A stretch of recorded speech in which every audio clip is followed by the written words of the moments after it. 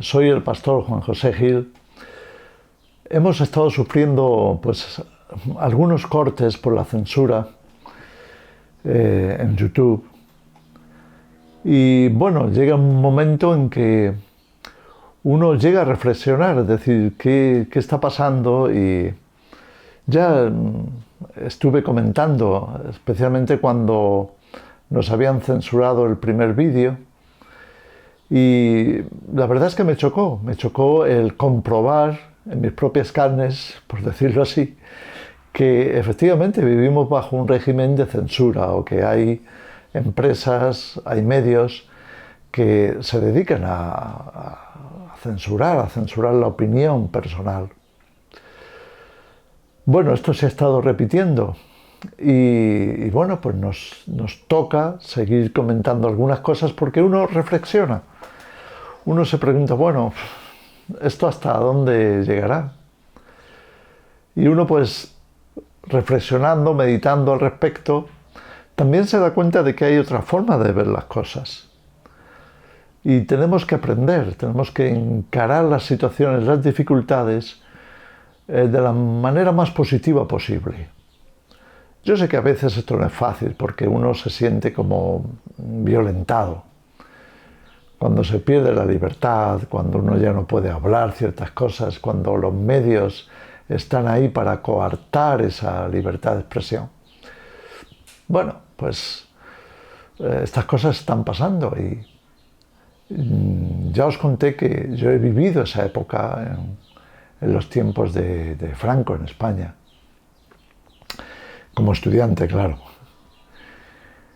Y aprendí cosas. Y las sigo aprendiendo.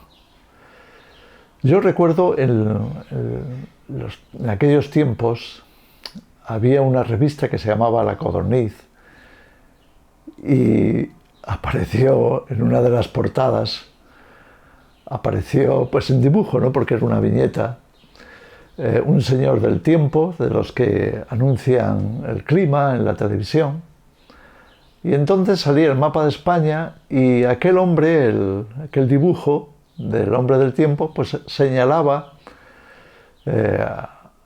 hacia Galicia con una especie de batuta, señalaba hacia Galicia, Franco era gallego, y soltaba una frase que quedaba escrita en medio de la viñeta, que decía: reina en toda España un fresco general procedente de Galicia.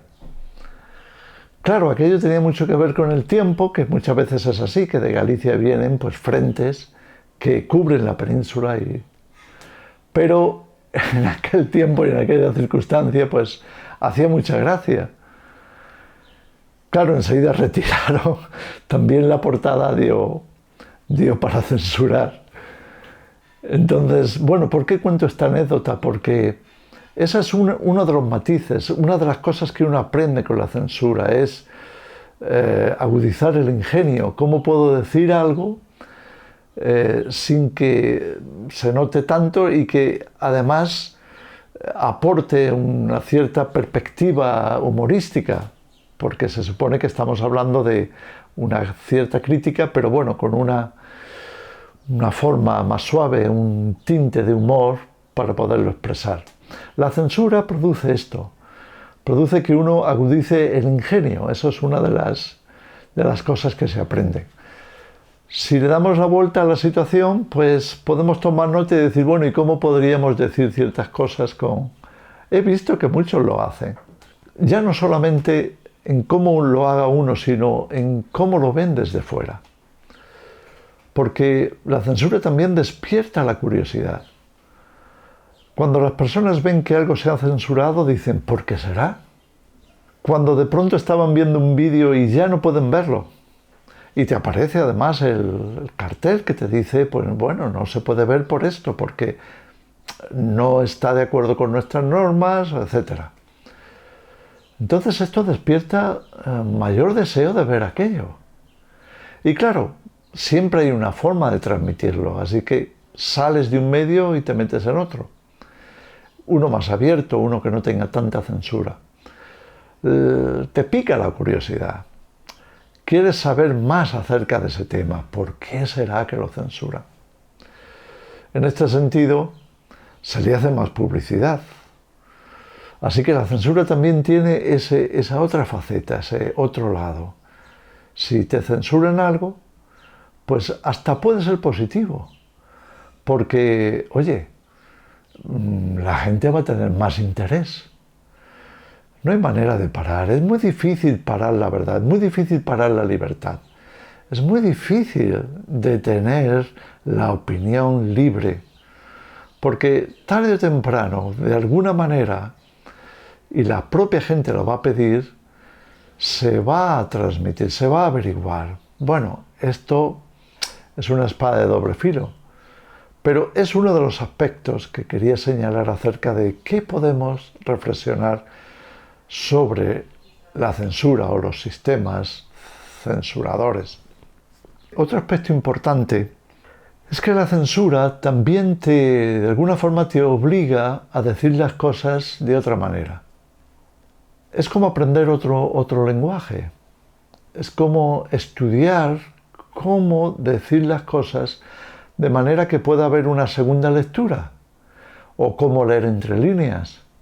Y en este sentido no solo agudiza el ingenio para presentarlo con cierto humor, cierta capacidad humorística, sino que también te ayuda este nuevo lenguaje. ¿Cómo puedo decir algo para que se entienda, sin tener que decirlo, lo que quiero decir?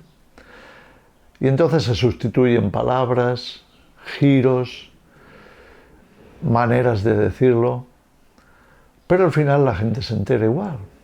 Quiero decir, eso se aprende. Y es, pues eso, una de las formas de darle la vuelta a la situación. La censura tiene esa ventaja. En ese sentido es también positivo. Si me van a censurar, entonces yo tengo que espabilarme y aprender un nuevo lenguaje, entre comillas, o aprender una nueva manera de expresar lo que quiero decir sin que se me pueda decir eso no se puede decir, porque no he dicho lo que se tenía que decir. Entonces he aprendido algo valioso en tiempos de censura. Otro aspecto importante es que la censura también funciona algo así como un premio al valor, porque decir la verdad o decir la propia opinión no siempre es fácil, especialmente cuando tú sabes que hay resistencia al respecto, tú sabes que, estás en peligro, se te va a criticar, se te va a exponer, se va a decir algo que quizá no sea verdad, pero que se pueda decir para detener tu influencia. Es como una especie de lucha, ¿no? Bueno, en este sentido hay que tener valor. Hay que tener valor para decir la verdad. Hay que tener valor para expresarte con libertad. Entonces, de alguna forma la censura es un premio a ese valor. Es como un reconocimiento. Oye, pues te han censurado, qué bien, ¿qué habrás dicho para que te censure? ¿Qué valor has tenido para hablar de esto? O, oye, mira, qué valiente has sido para poder expresar estas cosas. Y uno se queda con la sensación de, oye, pues no lo había pensado. Quizás sí, quizás haya que ser más valientes. Quizá haya que tener más ingenio. Quizá haya que tomarlo con humor. Quizá podamos ser más listos, más espabilados para ser capaces de expresarnos y tener el valor de decirlo, pero de una manera diferente. Bueno, todo eso suma en qué estamos aprendiendo cuando nos vemos censurados. No es nada nuevo. Esto ya ha ocurrido muchas veces. Ha ocurrido durante siglos. Porque, bueno, pues toda institución, todo gobierno, todo imperio, toda fuerza mayor ha tenido sus disidentes, ha tenido aquellos que no pensaban así y lo pasaban mal.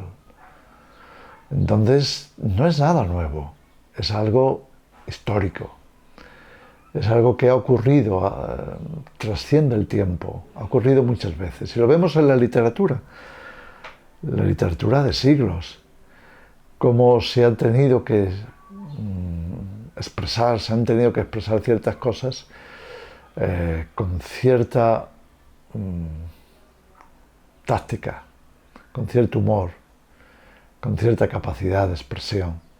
Por supuesto, está también la otra vertiente, y es que, bueno, si voy a ser un disidente, si voy a ejercer cierta resistencia porque no estoy de acuerdo con un partido político, con un gobierno,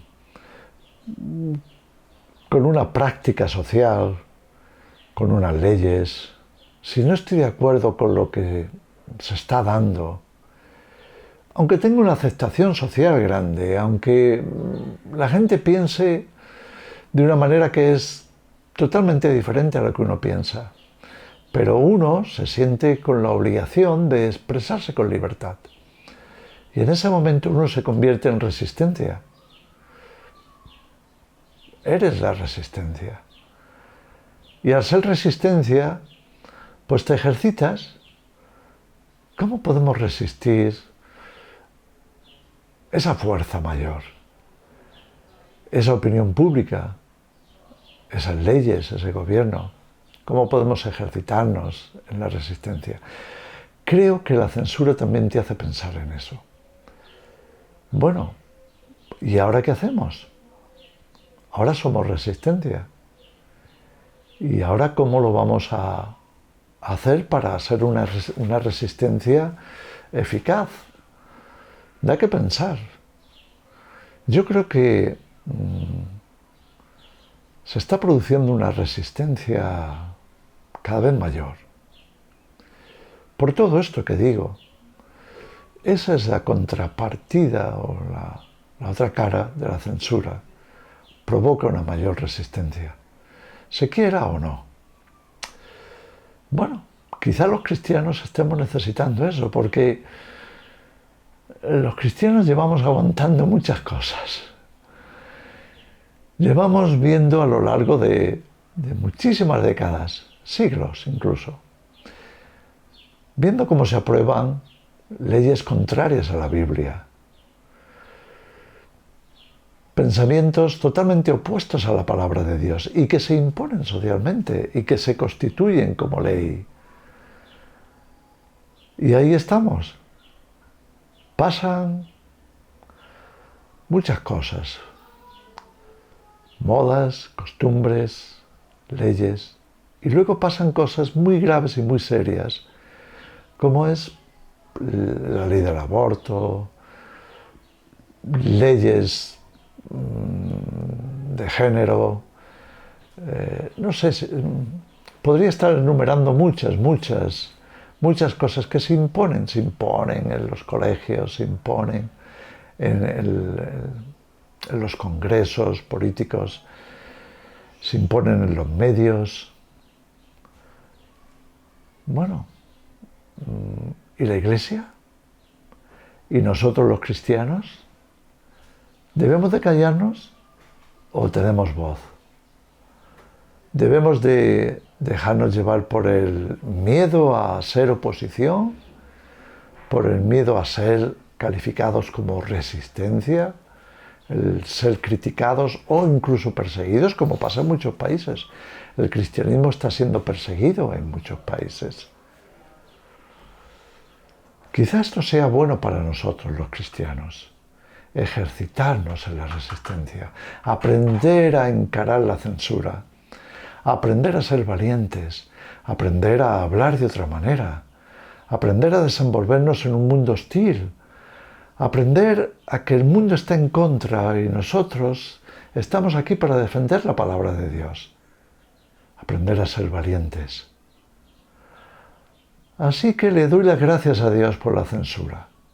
Quiero darle las gracias a YouTube, por haberme censurado esos vídeos, porque de no haberlo hecho, pues no estaría aprendiendo estas cosas seguramente, o no estaría meditando, reflexionando y llegando a la conclusión a la que llega la palabra de Dios, como nos dice el apóstol Pablo, a la postre, a los que amamos a Dios, todas las cosas ayudan a bien, incluso la censura. Así que quería dejaros esta reflexión y un llamado a todos los cristianos y no cristianos. Sintámonos libres a pesar de la censura. Seamos capaces de ver el lado positivo. Aprendamos lo que podamos y saquémosle partido a todo, incluso a las cosas que no nos gustan, incluso a lo que consideremos peligroso, negativo, dañino. Quizá haya algo muy importante que tengamos que aprender de todo ello. Que el Señor os bendiga. Hasta luego.